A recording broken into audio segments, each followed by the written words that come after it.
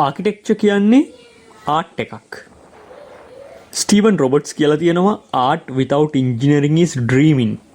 ඒ කියන්නේ කලාව, engineering නැති කලාව කියන්නේ සිහිනයක්. Engineering without art is calculating. ඒ කියන්නේ කලාව නැති engineering කියන්නේ ඒක just ගණනය කිරීම ටිකක් විතරයි. ඒ කියන්නේ ආකිටෙක්චර් කියන එක engineering එක අතිශය ඒකාබද්ධව තියෙන දෙයක්. ඒක නිසා අද අපි හිතුවා ආකිටෙක්චරින් වල දැවැන්තෙක් වෙන ලංකාවේ කවුරුත් දන්න ජෙෆ්රි මැනින් බාව ගැන සිවිල් ඉංජිනේර් YouTube channel එකේ කතා කරන්න.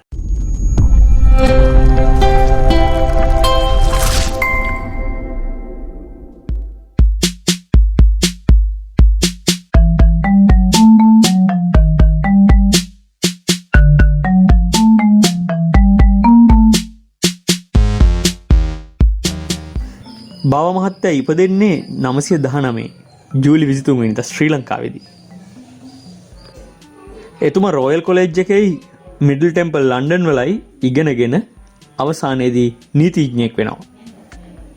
ඒ වගේම 1956 දී ලන්ඩන් වල ආකිටෙක්චරල් ඇසෝසියේෂන් එකෙන් ගෘහ නිර්මාණ ශිල්පය හදාරනවා. 1957 දී ඒ කියන්නේ එතුමාට 38ක් වෙද්දී එතුමා ලංකාවට එනවා qualified architect කෙනෙක් විදිහට. ඔහු ජාත්‍යන්තර ජයගන්නේ ඒ විශේෂ සම්මානයක් දිනාගනිමින් 2001 දී 8 වෙනි Cycle of the Aga Khan Award for Architecture ceremony.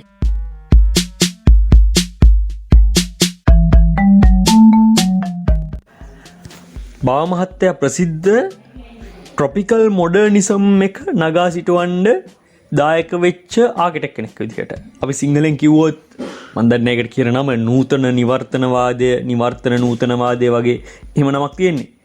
ඒක නගා සිටවන්න හිටපු හොඳම ආකිටෙක්ට්ස් ළගෙන් එක්කෙනෙක්. ඔහු මේ නූතනවාදය කියන එක හොඳින්ම හදාරනවා. හදාරලා ඒක සමාජීය වශයෙන් වැඩිදියුණු කිරීමට උදව් දෙමින් අද්විතීය හඳුනාගත හැකි අමුතුම මෝස්තර ශෛලියක් නිර්මාණය කරනවා. ඇත්තටම මොකද්ද මේ ට්‍රොපිකල් මොඩර්නිසම් කියන්නේ?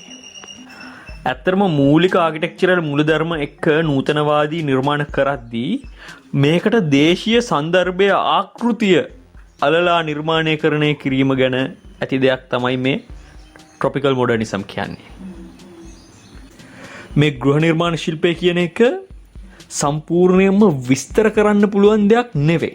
ඒක ඇත්තටම තමන් විසින් අත්දක යුතු අත්දැකීමකට ගත යුතු දෙයක් කියලා එතුමා තරේ විශ්වාස කරා. ඔහු භූමියයි ඒ ඇතුළත් විය යුතු සන්දර්භය කියන දෙක මනාව හසුරවපු ආකිටෙක්ට් කෙනෙක්. ඔහුගේ නිර්මාණවලදී ආලෝකය සහ සෙවණ කියන දේ මනාව හැසිරෙව්වා. ඔහුගේ ඉඩකඩ හැසිරවීම් වලදී මනා ෆ්ලෝ එකක් ගලා යෑමක් තිබුණා. බාව කියන්නේ පාරිසරික සමාජීය සහ ඉතිහාසාත්මක දේවල් නූතනවාදයත් එක්ක මික්ස් කරලා නාගරික ජනතාවගේ අවශ්‍යතා සපුරාලීම් ගැන විසඳුම් සොයපු ගෘහ නිර්මාණ ශිල්පියෙක්. ඔහුගේ නිර්මාණ ඇතුලේ සැල්වේජස් භාවිතය, ඒ කියන්නේ කෞතුක වස්තු, ඒ වගේම අපි අතහරින දේවල් වලින් කරපු නිර්මාණ, ඉවත් කරන දේවල් වලින් කරපු නිර්මාණාත්මක දේවල් වැඩි වශයෙන් දකින්න පුළුවන් වුණා. ඔව් වහලය කියන එක මූලික එලිමන්ට් එකක් විදිහට සැලකුවා නිර්මාණකරණයේදී වගේම ඔහුගේ සෑම නිර්මාණයකම පාහේ ජල මූලාශ්‍ර විශේෂ ආකාරයෙන් යොදාගත්තු හැටි දකින්න පුළුවන් වුණා.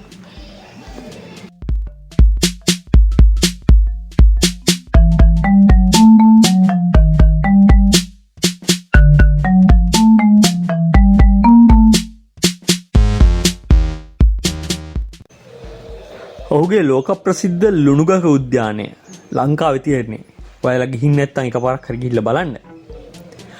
ඔහු 1948 දී ලුණුගඟ රබර් ප්ලාන්ටේෂන් එක තමයි මිලදී ගන්නේ ඔහුගේ උද්‍යානය නිර්මාණය කරන්න. ඒ රබර් ප්ලාන්ටේෂන් එක පස්සේ පරිවර්තනය වෙනවා ඉතාලියානු ආభాෂයේ සහිත ගෙවත්තක් නිර්මාණය කරනවා සුන්දර ජලමූලාශ්‍රයක් හරහා නිවර්තන වනාන්තරයක අත්දැකීමකුත් ලබා දෙන විදිහ. කොහොමෙන් කොහම හරි 60 70 දශකවලදී සිලෝන් ශ්‍රී ලංකාව බවට පත් වෙනවා. ජෙෆ්රි බාවට තවත් වැදගත් විශාල ප්‍රොජෙක්ට්ස් හම්බෙනවා කරන්න. ඊළඟට 1982 දී ඔහු පිච් රූෆ් එකක් සහිත පිච් රූෆ් එකක් කියන්නේ මම මගේ රූෆ් ලෙසන් එකේදී කියලා දුන්නා. ඇන්ගල් වහලයක්. ඒ කියන්නේ ඇල වහලයක් සහිතව නිර්මාණය කරපු ශ්‍රී ලංකාවේ පාර්ලිමේන්තු ගොඩනැගිල්ල. ලංකාවේ රජයට අමුතු ප්‍රයිඩ් එකක් ගෙනන බිල්ඩින් එකක් වෙනවා. ඒ වගේම ලංකාවේ රුහුණු විශ්වවිද්‍යාලයටත් 1988 දී ඔහුගේ නිර්මාණකරණයෙන් දායක වෙනවා. ඔහුගේ නිර්මාණයකරණයට සාම්ප්‍රදායික ගොඩනැගිලි ද්‍රව්‍ය භාවිතා කිරීමත් ගෘහ නිර්මාණ ශිල්ප ක්‍රම දේශීය කාලගුණික තත්ත්වවලට අනුගත කිරීමත් ඇතුලේ වියදම් ගොඩක් දුරට අඩු වෙනවා මේ බිල්ඩින් හැදීමේදී.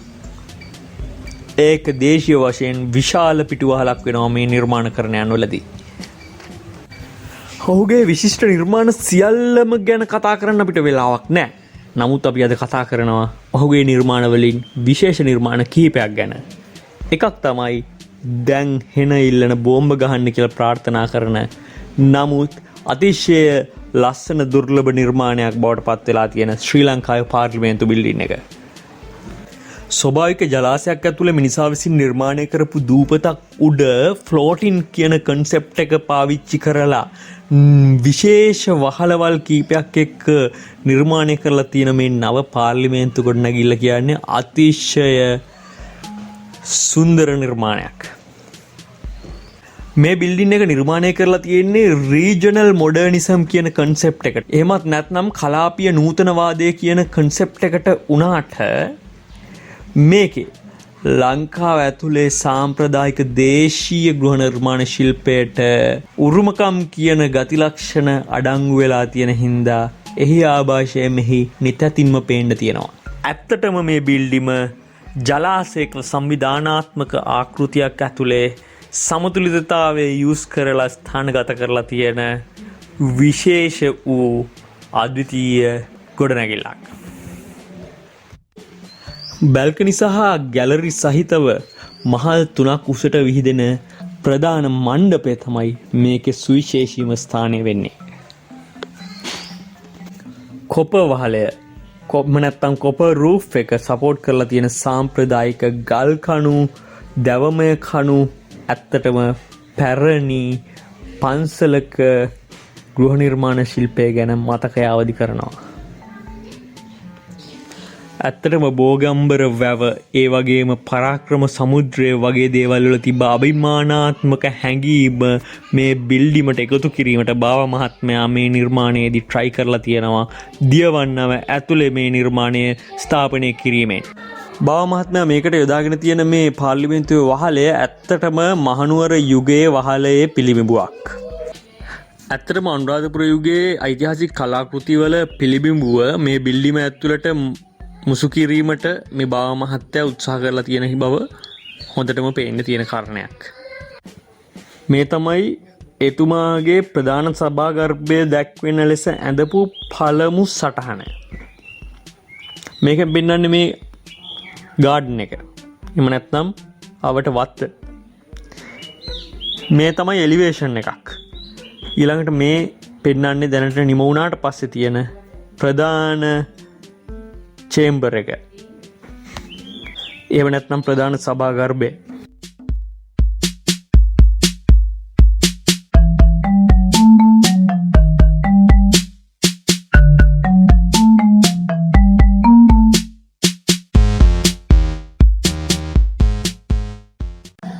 බාව මහත්තයාගේ තවත් යුනික් නිර්මාණයක් තමයි රුහුණු සරසවිය. හෙක්ටාර් 30ක භූමියක් ඇතුලේ ඒ වගේම විශාල ස්ලෝප් එකක් තියෙන කඳු 3ක් සහිත භූමියක මුහුද පෙනෙන ආසන්න මානය ඔහුගේ නිර්මාණය කරන්නේ රුහුණු සරසවි නිර්මාණය. එකිනෙකට වෙනස් මණ්ඩප 50ක් කවාකාර ග්‍රිඩ් එකක් පාවිච්චි කරලා ලෝජාස් පාවිච්චි කරලා ලෝජාස් හරහා කනෙක්ට් කරමින් මේ නිර්මාණයට දායක වෙලා තියෙනවා. මේ ලෝජාස් කියලා කියන්නේ බිල්ඩිමට එළියෙන් යන කොරිඩෝස්, හොඳින් කවර් වෙච්ච කොරිඩෝස්. ඒවා කොලම් වෙන්න පුළුවන්, තියෙන්න පුළුවන් ඉස්සරහා, උඩ තියෙන්න පුළුවන් ආචස්. ඒ වගේ තියෙන ලෝජාස් හරහා තමයි මේ 50ක් කනෙක්ට් කරලා තියෙන කෙනෙක්ට. සාම්ප්‍රදායික ගොඩනැගිලි කලාවෙන් ලැබිච්ච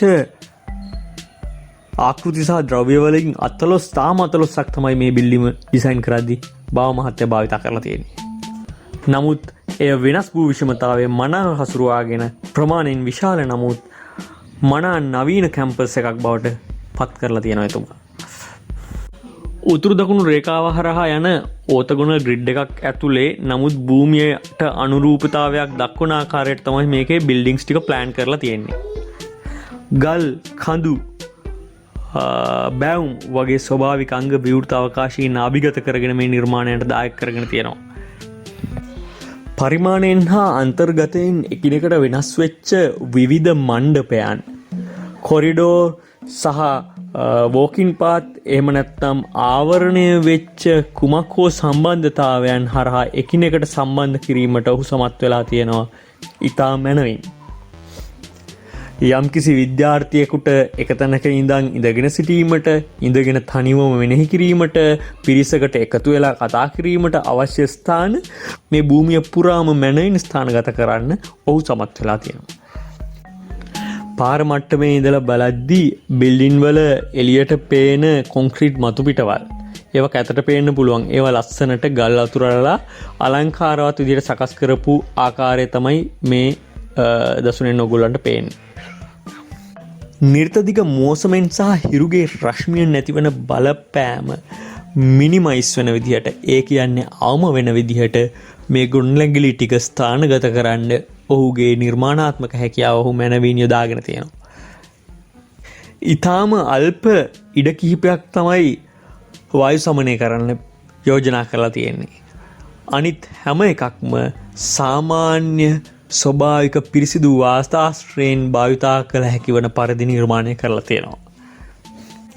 මෙහි තියෙන බිල්ඩින් වල views, එහෙම නැත්නම් ගොඩනැගිලි වල පෙනුම ස්ථානගත කරලා තියෙන්නේ එක පැත්තකින් තියෙන කැලේ දර්ශනත්, ඒ වගේම කඳු බෑවුම් වල දර්ශනත්, ඒ වගේම එක පසකින් තියෙන වැවේ දර්ශනත්, එතනින් එහා තියෙන මුහුදේ දර්ශනත් මනවින් දර්ශනය වන ආකාරයට.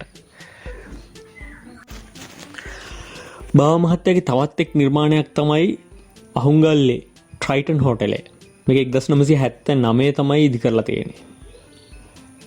මේක ඒට්කන් ස්පේස් සමාගමෙන් තමයි ඉදි කරලා තියෙන්නේ.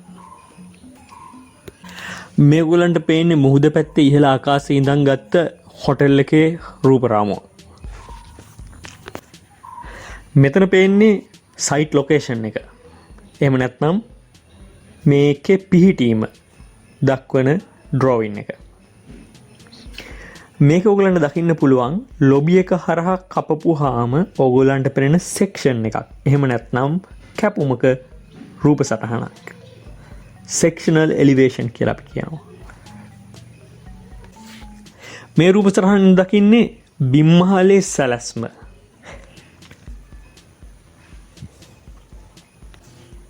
මෙතන පෙන්වන්නේ පළමු මහල සහ දෙවන මහලේ සැලැස්ම. ඊට අඩු බඩුමුට්ටු ප්‍රමාණයක් යොදා ගනිමින් ස්පේස් එක ඇහිරෙන්නේ නැති විදිහේ ඊට සරල ගෘහ නිර්මාණ ශිල්පයක් තමයි මේ ට්‍රයිටන් හෝටලේට යූස් කරලා තියෙන එතුමා. ඇතුළත අවකාශයන්ගේ සහ බිම මතු පිටවල් වල කාපට්ස් වල බුමුතුරුණු වලට මෙයා යොදාගෙන තියෙන්නේ ඊටාම ලයිට් කලර්ස්, එහෙම නැත්නම් නියුට්‍රල්, ඒ කියන්නේ මලානික උදාසීන පැහැයවල් තමයි යොදාගෙන තියෙන්නේ. මේ තියෙන්නේ ලොබි එකේ ඉඳන් ගත්ත පින්තූරයක්. මෙතන තියෙන්නේ බායක සහ පූල් ඒරියා එක. මේ දෙක බලද්දී ඔයගලන්ට හොඳටම පැහැදිලි වෙනවා ඇති මේ ලයිට් ආකිටෙක්චරල් ෆීචර්ස්.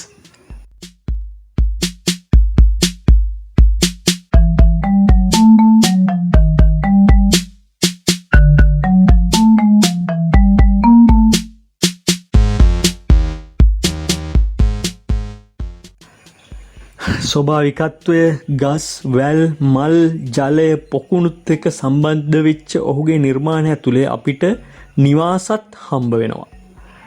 මම දැන් පෙන්නන්න යන්නේ ඒ වගේ නිවාස දෙකක්. මේ පෙන්වන්න යන්නේ ASH ද සිල්වාගේ නිවස ගාල්ලේ පිහිට මේක නිර්මාණය කරලා තියෙන්නේ ජෙෆ්රි බවම් මහතා ගෘහ නිර්මාණ ශිල්පියෙක් විදිහට.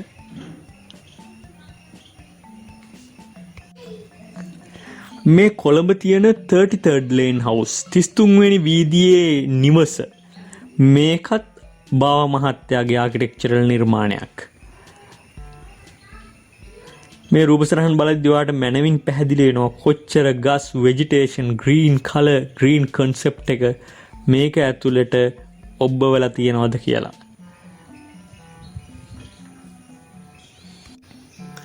මේ විස්තර ගත්ත මූලාශ්‍රය අන්තර්ජාලය.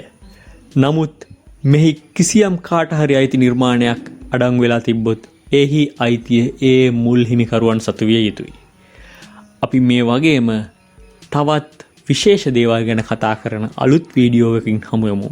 එතෙක් සිවිල් ඉංජිනියර් YouTube channel එක subscribe කරලා තියාගන්න. ඔබට සුබ දවසක්.